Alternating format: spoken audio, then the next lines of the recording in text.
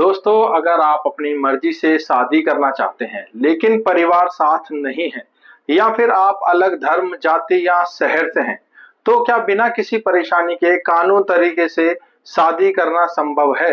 आज इस वीडियो में मैं आपको कोर्ट मैरिज का पूरा प्रोसेस बताने वाला हूँ। कौन शादी कर सकता है, कितने प्रकार की कोर्ट मैरिज होती है और कौन-कौन से डॉक्यूमेंट्स लगते हैं, कितने गवाह चाहिए होते हैं और अगर घर वाले जो है वह आपका विरोध करें, आपका साथ ना दें, तो आपके पास क्या ऑप्शन होते हैं। इसीलिए इस वीडियो को अंत तक जरूर देखें, क्योंकि एक छोटी सी गलती आपकी शादी को अवैध बना सकती है, यानी कि आपकी जो शादी है उसको वॉइड बना सकती है। अगर आप ऐसे ही लीगल और काम की जानकारी चाहते हैं तो दोस्तों अभी चैनल को सब्सक्राइब कर लें, क्योंकि यहाँ आपको हर कानूनी जानकारी बड़ी ही आसान भाषा में आपको प्रोवाइड की जाती है। तो दोस्तों जल्दी से चैनल को सब्सक्राइब कर लीजिए और साथ ही बेल आइकन दबा दीजिए। तो सबसे पहले समझ लेते हैं कि कोर्ट मैरिज होती क्या है। कोर्ट मैरिज एक ऐसी शादी होती है जो सीधे कानून के तहत रजिस्टर होती है, जिसमें किसी भी धर्म या रीति रिवाज की जरूरत नहीं होती। यह शादी स्पेशल मैरिज एक्ट 1954 के तहत होती है और इसमें दो लोग अपनी मर्जी से बिना किसी धार्मिक प्रक्रिया के और लीगल शादी कर सकते हैं, जिसको हम कोर्ट मैरिज बोलते हैं। अब एक बहुत ही महत्वपूर्ण चीज समझिए, कोर्ट मैरिज केवल एक ही प्रकार की नहीं होती, बल्कि मुख्य रूप से तीन तरह की शादियां होती हैं, जिन्हें लोग आम भाषा में कोर्ट मैरिज कहते हैं। तो सबसे पहला जो प्रकार होता है वह होता है स्पेशल मैरिज एक्ट के तहत। यानी कि जो स्पेशल मैरिज एक्ट है यह सबसे ज्यादा प्रचलित और असली कोर्ट मैरिज मानी जाती है।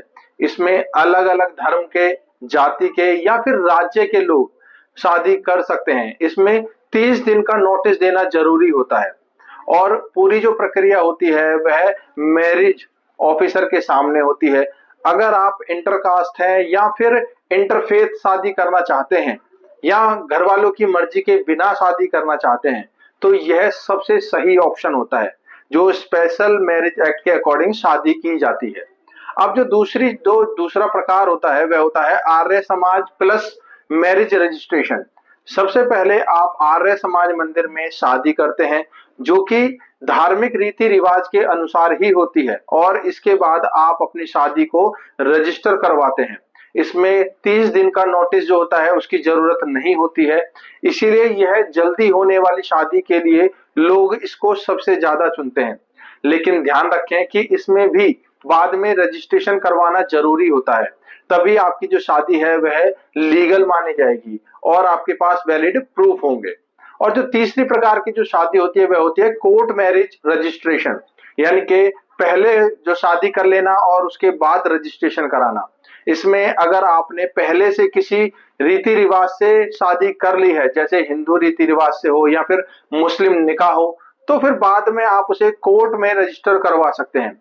इसमें 30 दिन का नोटिस जरूरी नहीं होता है, इसीलिए शादी के लिए जो प्रूफ है वह आपको देने पड़ते हैं, यानी कि फोटोग्राफ्स इस तरीके के आपको देने पड़ते हैं। अब सवाल आता है कि कौन सी शादी कब करनी चाहिए।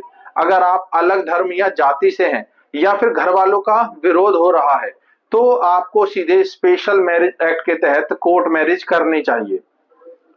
अगर आप जल्दी शादी करना चाहते हैं और दोनों एक ही धर्म से रिलेटेड हैं, तो फिर आप आर्य समाज प्लस उसका रजिस्ट्रेशन, ये एक बहुत ही अच्छा ऑप्शन है। और अगर आपकी शादी पहले से ऑलरेडी हो चुकी है और आप इसे लीगल बनाना चाहते हैं, तो फिर आप मैरिज रजिस्ट्रेशन सबसे सही और आसान तरीका है। तो इस प्रकार से आप कोर्ट मैरिज कर सकते हैं। अब बात करते हैं कि कौन कौन कोर्ट मैरिज कर सकता है। इसके लिए कुछ बेसिक शर्तें होती हैं जिनका आपको पालन करना होता है। जैसे कि लड़के की जो उम्र है वह कम से कम 21 साल होनी चाहिए और लड़की की जो उम्र है वह 18 साल होनी चाहिए, और दोनों की सहमति होना बहुत ही जरूरी है। कोई जबरदस्ती नहीं होनी चाहिए, दोनों पहले से शादीशुदा नहीं होने चाहिए और दोनों मानसिक रूप से स्वस्थ होने चाहिए, यानी कि उनका दिमाग जो है वह स्वस्थ होना चाहिए, कॉन्शियस माइंड होना चाहिए। अब सबसे पहले बात करते हैं कि डॉक्यूमेंट्स की, कौन कौन से डॉक्यूमेंट्स जरूरी होते हैं। तो कोर्ट मैरिज के लिए पहचान पत्र जैसे Aadhaar card, PAN card, voter ID, ये रिक्वायरमेंट होती है। साथ ही एड्रेस प्रूफ के लिए आप आधार कार्ड, बिजली का बिल या फिर राशन कार्ड आदि दिया जा सकता है। और उम्र साबित करने के लिए आपको जन्म प्रमाण पत्र या फिर 10th की मार्कशीट लगती है। पासपोर्ट साइज फोटो और मैरिटल स्टेटस का सर्टिफिकेट भी जरूरी होता है। अगर पहले शादी ऑलरेडी हो चुकी है तो आपको तलाक की डिग्री या फिर डेथ सर्टिफिकेट होना बहुत ही ज्यादा जरूरी है, तभी आप कोर्ट मैरिज कर सकते हैं। अब बात करते हैं गवाह कितने चाहिए। कोर्ट मैरिज के लिए कम से कम 3 गवाह जरूरत होती है। ये आपके दोस्त हो सकते हैं, आपके रिश्तेदार हो सकते हैं या कोई भी भरोसेमंद व्यक्ति हो सकता है, और उसके पास जो है उसका पहचान पत्र होना चाहिए। तो इस तरीके से आप गवाह तैयार कर सकते हैं। अब समझते हैं पूरा प्रोसेस। सबसे पहले आपको मैरिज ऑफिसर के पास जाना है और वहां जाकर नोटिस फाइल कराना होता है। इसके बाद 30 दिन का नोटिस पीरियड होता है जिसमें आपकी जो शादी की जानकारी सार्वजनिक की जाती है। अगर कोई आपत्ति नहीं आती है तो 30 दिन के बाद आप शादी कर सकते हैं। शादी वाले दिन आपको पहले 3 गवाह आपके साथ होने चाहिए जो रजिस्ट्रार ऑफिस में उपस्थित होने चाहिए, जहां आपके साइन होते हैं और मैरिज सर्टिफिकेट फिर आपको मिल जाता है। तो इस तरीके से आप स्पेशल मैरिज एक्ट के तहत शादी कर सकते हैं। अगर आप अपनी ही यानी कि आप जिस जिले में ही आपने शादी करना चाहते हैं तो यह संभव है, लेकिन शर्त यह है कि आप में से कम एक व्यक्ति उस जिले में 30 दिन रहते हुए उसको हो जाना चाहिए। और अगर हम बात करते हैं कि सर्टिफिकेट की, तो सर्टिफिकेट की बात करें तो आपको जन्म तारीख, अविवाहित होने, नेशनैलिटी और रिलेशनशिप से संबंधित एफिडेविट देने होते हैं। अब सबसे महत्वपूर्ण बात है कि अगर आपके घर वाले जो है वह शादी का विरोध कर रहे हैं, अगर आप दोनों बालिग हैं तो आपकी जो शादी है वह पूरी तरीके से वैध मानी जाएगी।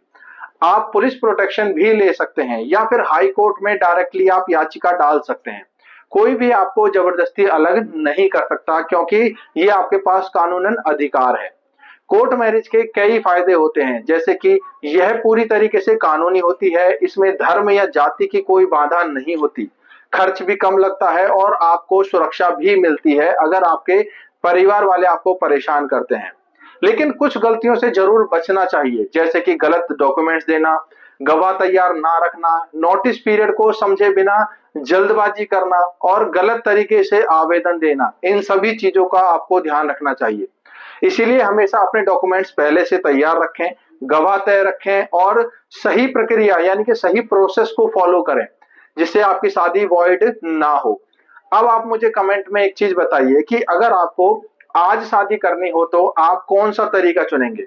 सबसे पहले स्पेशल मैरिज एक्ट या फिर आर्य समाज मंदिर में शादी या फिर आप मैरिज रजिस्ट्रेशन? तो आपको कौन सा तरीका सही लगता है और आपको लगता है कि क्या 30 दिन का नोटिस सिस्टम सही है या इसे बदल देना चाहिए? आपकी जो भी राय है आप हमें कमेंट में जरूर बताएं, क्योंकि आपका जो कमेंट होता है वह हमारे लिए बहुत ही महत्वपूर्ण होता है। और आप जो भी कमेंट डालते हैं, आपके हर कमेंट को मैं पढ़ता हूं और उस पर रिप्लाई जरूर करता हूं। तो दोस्तों, अगर आपको हमारे द्वारा दी गई जानकारी अच्छी लगी हो और आपके यूजफुल हो तो दोस्तों जल्दी से वीडियो को सब्सक्राइब करें, चैनल को सब्सक्राइब करें, वीडियो को लाइक और शेयर करना ना भूलें, ताकि लोगों को अवेयरनेस हो सके, उनको भी पता चल सके कि अगर वह कोर्ट मैरिज करना चाहते हैं तो उनको किन किन डॉक्यूमेंट्स की रिक्वायरमेंट होगी और कानूनन उनके पास क्या अधिकार है। तो दोस्तों मिलते हैं अगली वीडियो में।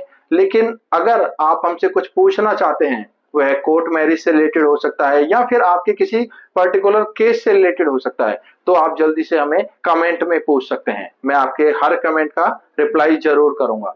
तो दोस्तों मिलते हैं अगली वीडियो में किसी और नई महत्वपूर्ण जानकारी के साथ। तब तक के लिए थैंक यू वेरी मच।